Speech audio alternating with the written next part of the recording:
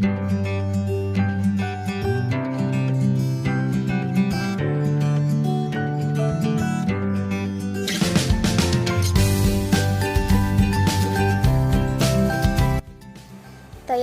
dari segi bahasa bermaksud qasad atau tuju, manakala dari segi syarak ialah menyampaikan tanah yang suci ke muka dan kedua tangan dengan niat dan cara yang tertentu.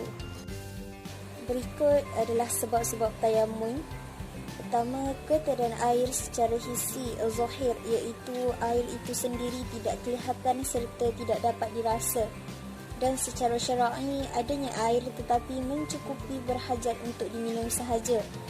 Yang kedua, air yang terlalu jauh, iaitu jarak air lebih daripada separuh farsakh menyamai 1/2 kilometer. Ketiga, tidak boleh menggunakan air di mana secara hissi zahir air yang dekat dengannya tetapi dikawal oleh musuh, dan secara syar'i takut berlaku penyakit dan sukar untuk penyembuhan. Keempat, air yang terlalu sejuk dan tidak mampu untuk memanaskannya. Syarat-syarat tayamum. Yang pertama, menggunakan debu tanah yang suci. Yang kedua, tidak digunakan atau tercemar lagi. Yang ketiga, tidak bercampur dengan pasir, tepung dan sebagainya. Yang keempat, berkehendak. Yang kelima, menyapu muka dan tangan dengan 2 tepukan. Yang keenam, menghilangkan najis dahulu. Yang ketujuh, mendapatkan kiblat sebelumnya. Yang ke-8, mengambil tayamum selepas masuk waktu. Dan yang ke-9, bertayamum pada setiap waktu solat fardu. Sunat tayamum. Yang pertama adalah membaca bismillah ketika menepuk debu tanah. Kedua, menyapu muka dengan debu tanah dari atas ke bawah. Yang ketiga, mendahulukan sapu tangan kanan dari yang kiri. Keempat, menyedikitkan debu seperti menepuk dengan tepi tapak tangan. Kelima, menjarangkan anak jari supaya debu tidak lekat terlalu banyak pada jari. Keenam, menyelati anak-anak jari dengan debu. Ketujuh, tidak mengangkat tangan dari anggota tayamum sebelum selesai menyapunya.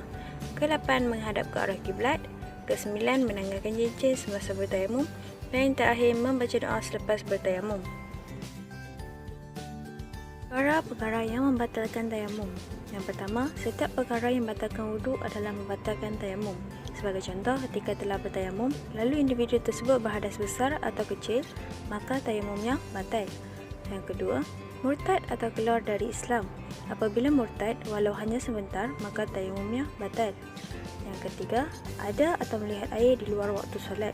Sebagai contoh, apabila seorang bertayamum kerana tidak ada air, kemudian dia melihat atau mendapati ada air saat sebelum solat, maka tayamumnya terbatal. Berbeza apabila bertayamum kerana sakit atau sebab berbeza, maka melihat atau ada air tidak membatalkan tayamum.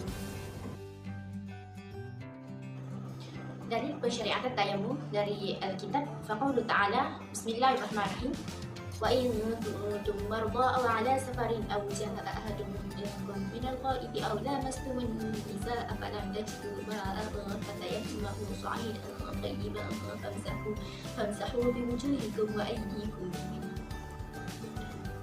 Surah Al-Azim, Surah Al-Ma'idah ayat ke-6.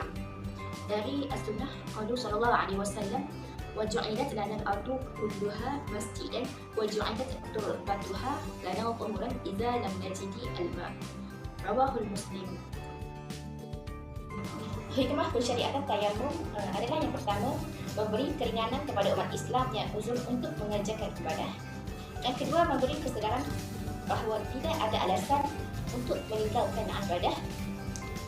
Yang ketiga, untuk menunjukkan Allah itu bersifat Ar-Rahman kepada hambanya, bahawa syariat Islam tidak mempersulitkan umatnya. Yang terakhir, menyedarkan akal manusia supaya tidak sombong dan rendah diri kerana kita semua diciptakan dari tanah. Anggota tayamum ada 2. Yang pertama muka dan yang kedua ialah kedua tapak tangan hingga ke siku. Cara bertayamum. Yang pertama, niat tayamum. Yang kedua, menepuk atau memukul telapak tangan ke tanah yang suci. Yang ketiga, menyapu tapak tangan ke seluruh wajah. Yang keempat, kemudian menyapu kedua tapak tangan hingga ke siku. Dan yang kelima, tertib.